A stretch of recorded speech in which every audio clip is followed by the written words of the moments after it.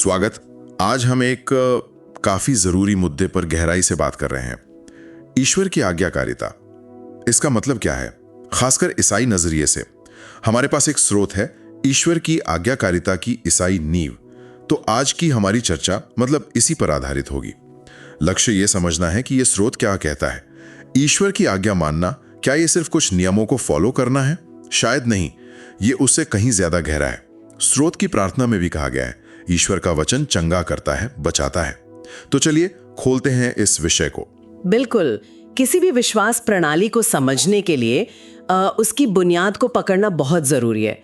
और ये स्रोत, जैसा आपने कहा, आज्ञाकारिता को सिर्फ एक ड्यूटी या कर्तव्य की तरह नहीं देखता, बल्कि इसे ईश्वर के साथ एक जीवित रिश्ता, एक प्रेम के बंधन के तौर पर पेश करता है।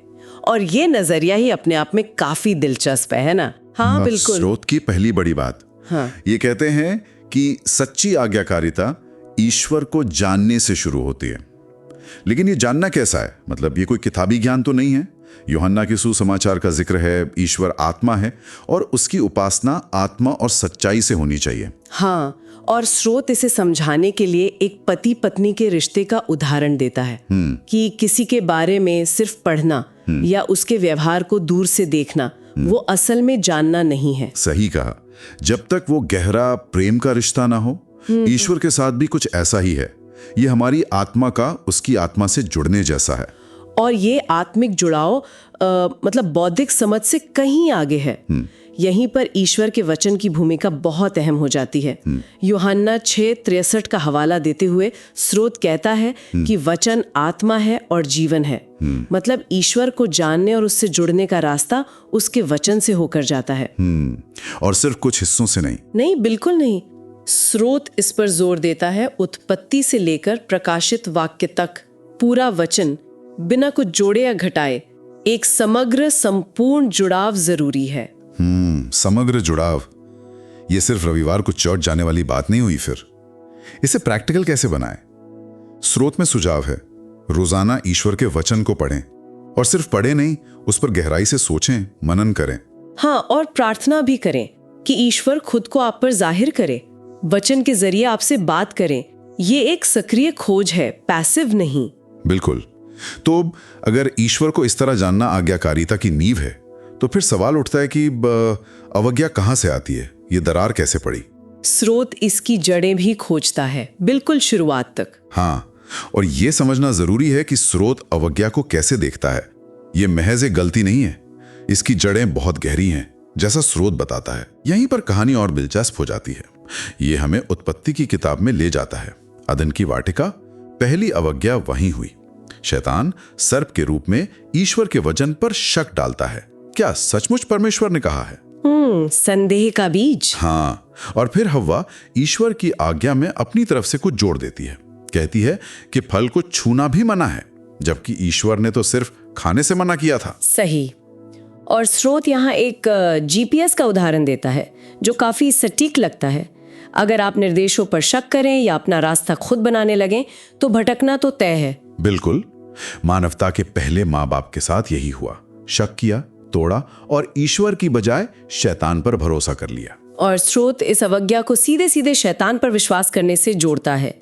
रोमियो के पत्र का जिक्र है, हम जिसके दास बनने के लिए खुद को सौंप देते हैं उसी के दास बन जाते हैं, चाहे पाप के जिसका अंत मौत है या आज्ञाकारिता के जिससे धार्मिकता मिलती है। और यहाँ एक थोड़ी चौंकाने वाली बात भी है। स्रोत कहता है कि अवज्ञा सिर्फ एक चुनाव नहीं। हाँ, ये विरासत में मिली प्रवृत्ति है।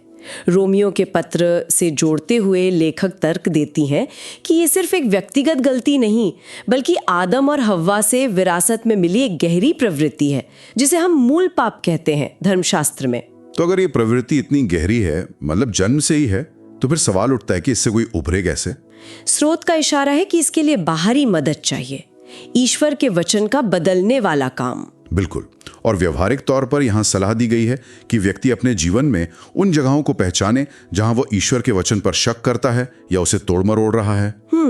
और किसी भी ऐसी शिक्षा या आदत को नकार दे जो वचन में कुछ जोड़ती या घटाती है। हाँ, ये स्पष्टता और वचन के प्रति वफादारी पर बहुत जोर है इसमें।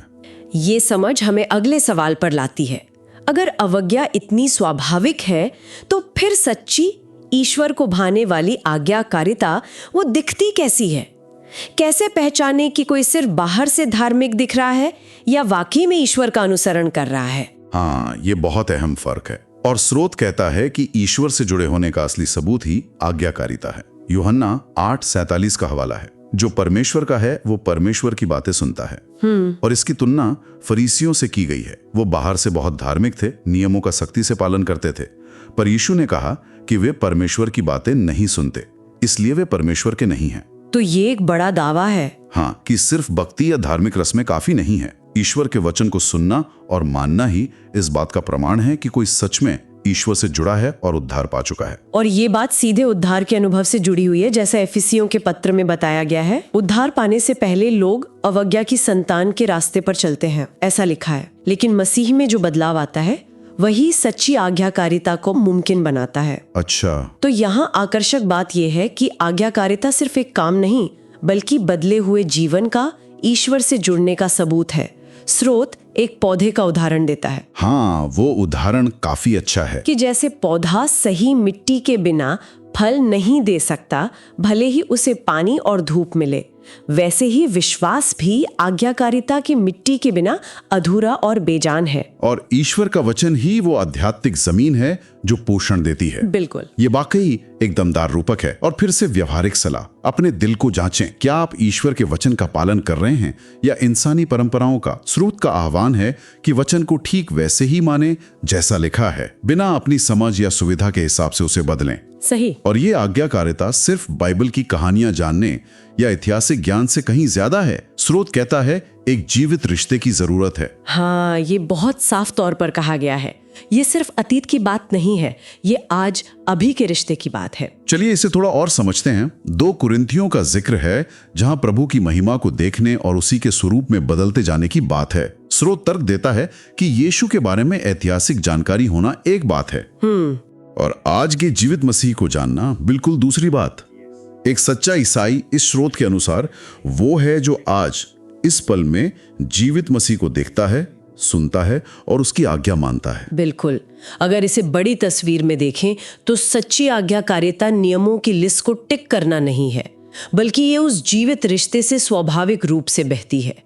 ये अभी इसी वक्त ईश्वर से मार्गदर्शन पाने और उस पर चलने के बारे में है। तो ये स्थिर नहीं है? नहीं, बिल्कुल नहीं। स्रोत में एक सैनिक का उदाहरण दिया गया है। वो इतिहास में महान सेनापतियों की रणनीति पढ़ सकता है, पर असली लड़ाई तो वर्तमान सेनापति के आदेशों से ही लड़ी जाती है। सही। ईश्वर के साथ भी यही बात है। आज्ञाकारिता आज के मार्गदर्शन पर निर्भर करती है। ये बहुत गतिशील है। ये आज्ञाकारिता को एक बार के फैसले से ज्यादा एक लगातार चलने वाली प्रक्रिया बना देता है ना? एक सक्रिय 2 तरफा संवाद। हाँ। तो व्यवहारिक सुझाव क्या है? प्रार्थना और वचन के जरिए मसीह के साथ नजदीकी बढ़ाएं और रोजमर्रा के फैसलों में ताजा व्यवहारिक मार्गदर्शन की उम्मीद रखें। ये निष्क्रिय विश्वास नहीं है। बिल्कुल नहीं। और ये हमें इस बात पर सोचने पर मजबूर करता है कि जब ये संवाद टूटता है, जब अवज्ञा होती है, तो स्रोत के अनुसार ईश्वर कैसा महसूस करते हैं। ये सिर्फ नियमों का टूटना नहीं है जैसा स्रोत बताता है। हाँ, स्रोत सिर्फ अवज्ञा के नतीजों पर ही नहीं रुकता, वो ईश्वर की भावनाओं को भी सामने लाता है। और ये शायद सबसे मार्मिक, सबसे एहसास जगाने वाले बिंदुओं में से एक है। स्रोत यिर्मयाह नबी का हवाला देता है जहां ईश्वर कहता है, ये बहुत मार्मिक है, परंतु यदि तुम इसे न सुनो तो मेरा जी तुम्हारे अहंकार के कारण अकेले में रोएगा। मेरी आंखें फूट फूट कर रोएंगी और आंसू बह चलेंगे, क्योंकि यहोवा की भेड़ें बंदी बना ली गई हैं। ये तस्वीर दिखाती है कि ईश्वर अपने लोगों के घमंड और अवज्ञा पर उदासीन नहीं है, बल्कि एक पिता की तरह गुप्त में रोता है, क्योंकि इस अवज्ञा के कारण वे आत्मिक रूप से बंदी बन जाते हैं, शैतान के गुलाम। और स्रोत इस दुख को सीधे नतीजों से जोड़ता है। अवज्ञा व्यक्ति को शैतान की गुलामी में फंसाती है, ईश्वर के साथ रिश्ते में दीवार खड़ी करती है। एक और उदाहरण है एक माँ बाप का जो अपने बच्चे के लिए रोते हैं जब वो खुद को खतरे में डालता है। हाँ। ईश्वर का दुख भी उतना ही असली है। यशायाह नबी का भी जिक्र है जहां ईश्वर याद दिलाता है कि कैसे उसने अपने बच्चों का पालन पोषण किया पर उन्होंने विद्रोह किया। तो मूल संदेश ये उभरता है कि आज्ञाकारिता सिर्फ एक फर्ज नहीं, बल्कि आत्मिक गुलामी से सुरक्षा है। ये ईश्वर को प्रसन्न करती है, जबकि अवज्ञा उसे गहरा दुख देती है और व्यक्ति को अलगाव और बंधन में ले जाती है। ये अवज्ञा को वाकई एक बहुत गंभीर रोशनी में रखता है और यहाँ व्यवहारिक सबक साफ है। आज्ञाकारिता सुरक्षा है। स्रोत जोर देता है कि ईश्वर के वचन को सुने तो तुरंत माने, टाल मटोल ना करें। हाँ, क्योंकि देरी करना या आनाकानी करना भी अवज्ञा का ही एक रूप हो सकता है और हमें खतरे में डाल सकता है। बिल्कुल। तो अगर हम इन सभी पहलुओं को एक साथ रखकर देखें, हाँ, तो ये स्रोत आज्ञाकारिता की एक बहुत गहरी और बहुआयामी तस्वीर पेश करता है। ये नियमों की सूची से कहीं बढ़कर है। हाँ बिल्कुल। तो इस पूरी चर्चा को अगर समेटें तो ये स्रोत आज्ञाकारिता को नियमों के बोझ की तरह नहीं देखता, बल्कि प्रेम, रिश्ते और ईश्वर को सच में जानने के सबूत के तौर पर दिखाता है। ये सिर्फ बाहरी कामों के बारे में नहीं है। नहीं, ये दिल की हालत, एक बदले हुए मन और ईश्वर के साथ एक जीवंत व्यक्तिगत रिश्ते के बारे में है। हाँ, पवित्र आत्मा से ताकत पाता है और यीशु मसीह के साथ रोजमर्रा के जीवित संबंध में जिया जाता है। और जैसा हमने देखा, ये स्रोत कुछ ठोस व्यवहारिक कदम भी सुझाता है। संक्षेप में दोहराएं तो रोजाना ईश्वर का वचन लेना, उस पर मनन करना, ईश्वर की आज्ञा को तुरंत मानना, बिना सवाल उठाए या उसमें अपनी तरफ से कुछ जोड़े घटाए, अपनी धार्मिक परंपराओं और आदतों को वचन की कसौटी पर परखना। ये जरूरी है। हाँ, यीशु के साथ एक निजी जीवंत रिश्ता बनाना और आखिर में पवित्र आत्मा की अगुवाई में आजादी से चलना। जैसा 2 कुरिन्थियों में कहा गया है, प्रभु आत्मा है और जहां कहीं प्रभु का आत्मा है वहां स्वतंत्रता है। और ये स्वतंत्रता नियमों से आजादी नहीं है। नहीं, ये पाप के बंधन से आजादी है, ईश्वर की मर्जी पूरी करने की आजादी है। इस सारी बातचीत से एक आखिरी विचार जो मन में आता है वो 2 कुरिन्थियों 3:18 से जुड़ा है। ये पाठ उस रिश्ते और आज्ञाकारिता के जरिए महिमा से महिमा में बदलते जाने पर जोर देता है। ये एक लगातार चलने वाला बदलाव है। हाँ, एक प्रक्रिया। तो सोचने वाली बात यह है कि सिर्फ आज्ञाओं का पालन करने से आगे बढ़ के रोजमर्रा की जिंदगी में ये लगातार होने वाला आध्यात्मिक विकास ईश्वर के जैसा बनते जाना, वो असल में कैसा दिखता है? ये एक ऐसा सवाल है जिस पर शायद हमारे सुनने वाले और मनन कर सकते हैं।